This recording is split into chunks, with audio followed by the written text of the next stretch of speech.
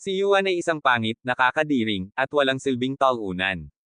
Nawalan siya ng mga magulang dahil sa pagkakalulong ng mga ito sa sugal, at winasak niya ang natitirang bahagi ng kanyang buhay sa paglalaro ng mga walang kwentang video game.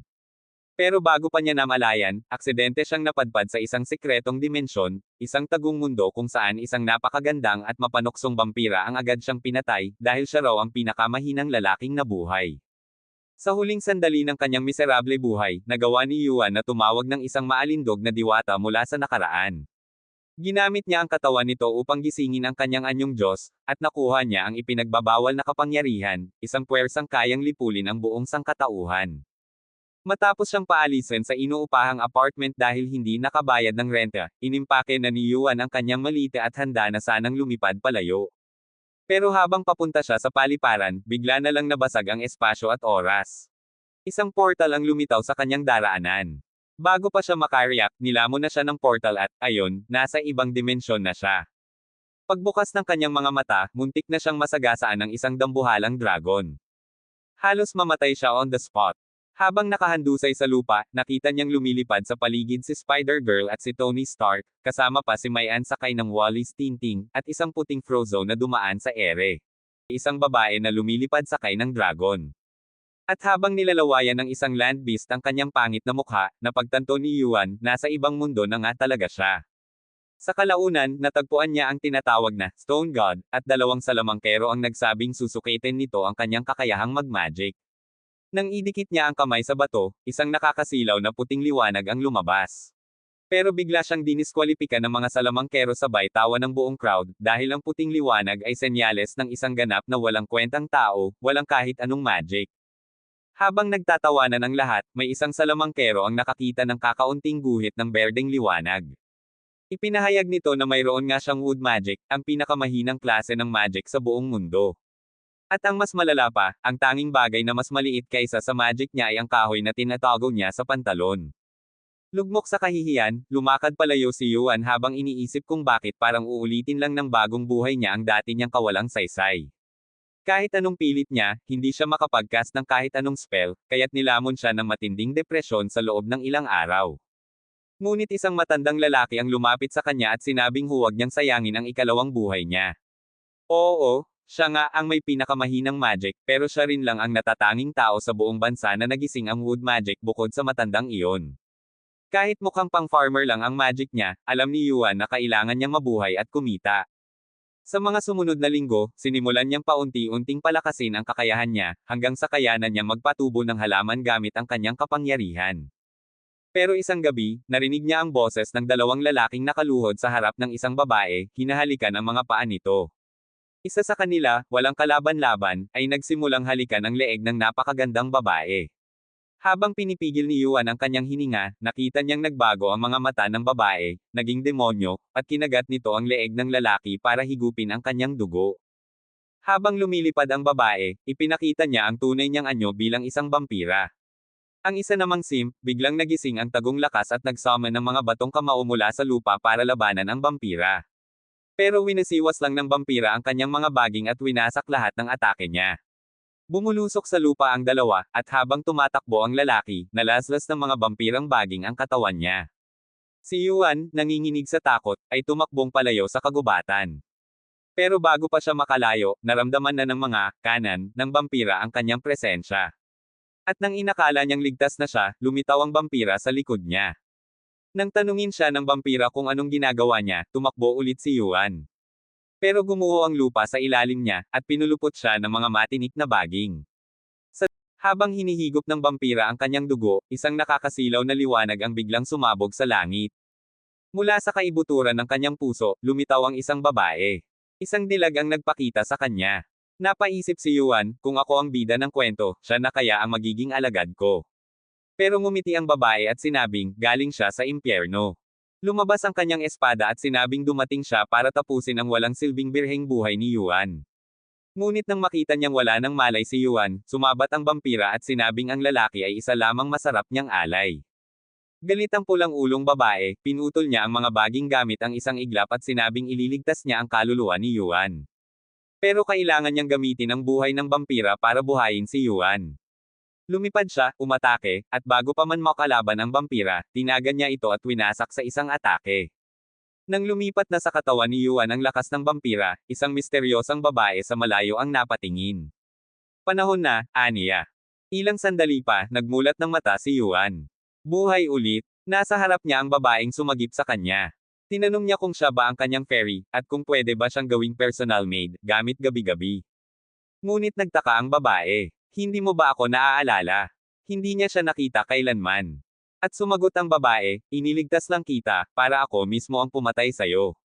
Hinugot niya ang kanyang espada at lumipad paaban. Pagkahiwa niya sa katawan ni Yuan, laking gulat niya, siya ang nasugatan. At sa oras na yun, isang misteryosang babae ang muling lumitaw sa eksena. Pagpapakilala bilang ang chairman ng Shoujo Academy, pinakalma niya agad si Hot Fairy, sabay sabing, kalmahan mo yang pangit mong ugali, dahil kapag tinuloy pa nito ang pananakit sa kanyang summoner, siya lang daw ang masasaktan. Pero hindi naniwala si Fairy sa sinabi nito at tinangkang tagpasin ulit si Yuan, ngunit napabagsak siya ng chairman. Lumapit ang chairman kay Yuan at iniabot sa kanya ang isang spirit manual, sabay utos na itaas ang kanyang kamay.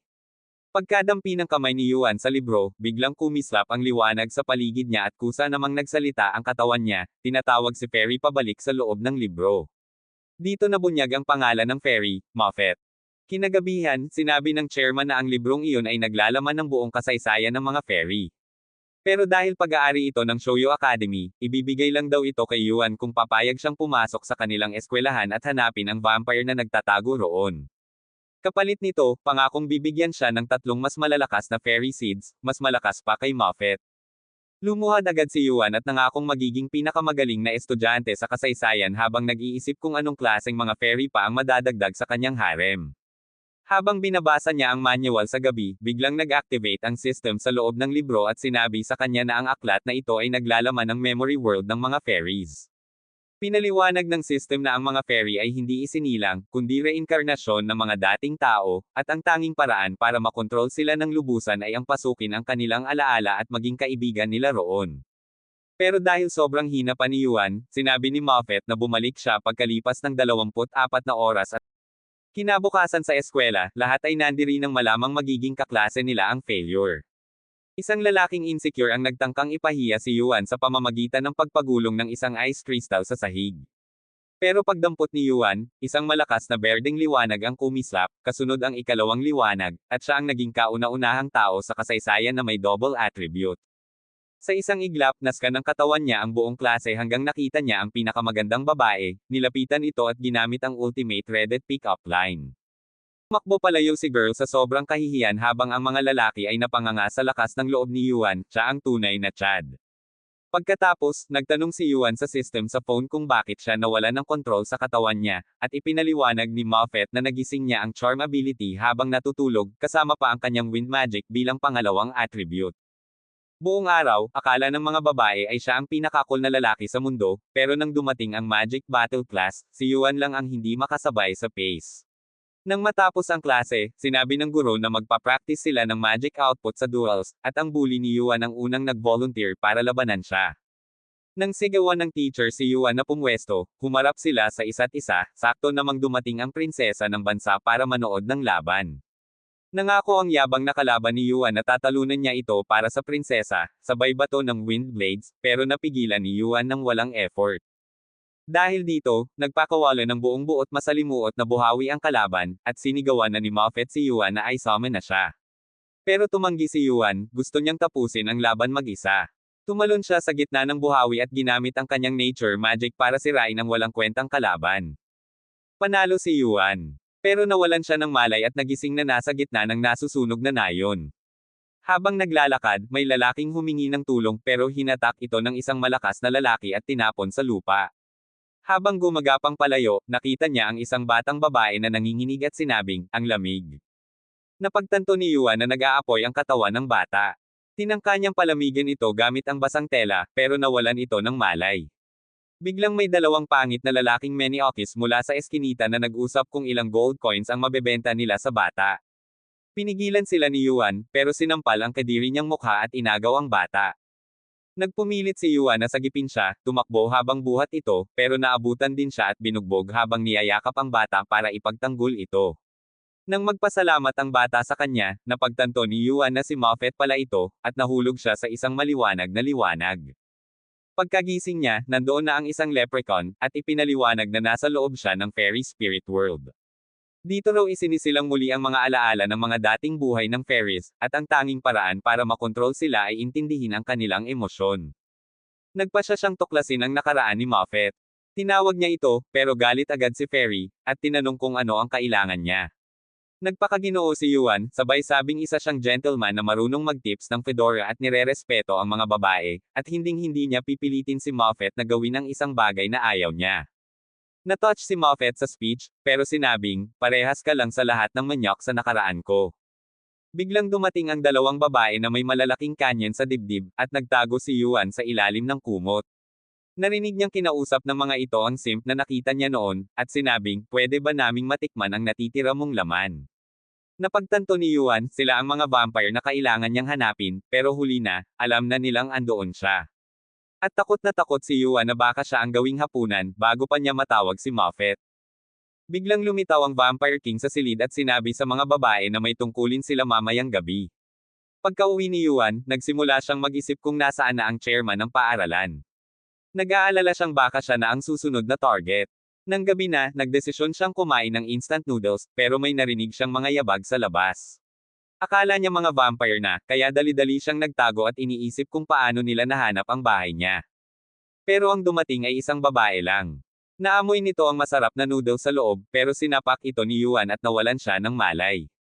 Laking gulat niya nang malaman niyang prinsesa pala ito. Inisip niyang baka ipapatay siya kapag nalaman ng iba. Dahil mag-isa lang ito, binuhat niya papasok at inihiga sa kama. Wala rin siyang ibang matulugan kaya humiga siya sa tabi nito.